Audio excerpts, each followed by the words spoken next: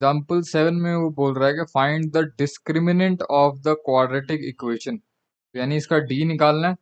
और and hence find the nature of its roots. Hence का मतलब कि डी निकालने के बाद नेचर ऑफ रूट्स बताओ। तो नेचर ऑफ रूट्स तो वैसे भी डी निकाल के ही पता लग सकते हैं, उसके बगैर नहीं पता लग सकते। अगर वो यहाँ पे क्वेश्चन में ये ना भी लिखता फाइंड द डिस्क्रिमिनेंट, सिंपल वो कह देता find the nature of roots of this quadratic equation, तो भी हमने डी तो निकालना हमें पड़ेगा ही पड़ेगा। ठीक है, सो फर्स्ट फर्स्ट स्टेप में हम डी निकाल लेते हैं।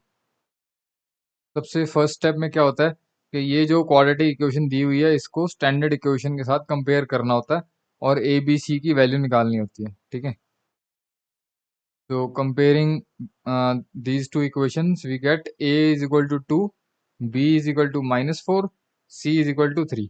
ठीक है, तो यहाँ पे हमने वो लिख दिया।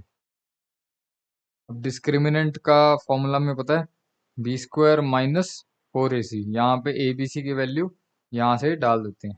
ठीक है, तो b की वैल्यू -4 डाल दी, a की वैल्यू 2 डाल दी, c की वैल्यू 3 डाल दी यहाँ से। तो सॉल्व करने के बाद d की वैल्यू -8 आ रही है, यानी कि नेगेटिव है, यानी कि d जो है वो लेस देन 0 है। ठीक है, सो लास्ट में लिख देंगे so given quadratic equation has no real roots. हमने किया था ना, जब d लेस देन 0 हो सो हमने लिखना है equation has no real roots. ठीक है, बस इतना ही करना था इसमें। ये हमने नेचर बता दी, मतलब इसके कोई रूट आएंगे ही नहीं, x की ऐसी कोई वैल्यू नहीं आएगी जिसको इस इक्वेशन में डालने से left hand side equal to right hand side हो जाए। इसका मतलब ये है। ठीक है, दैट्स इट।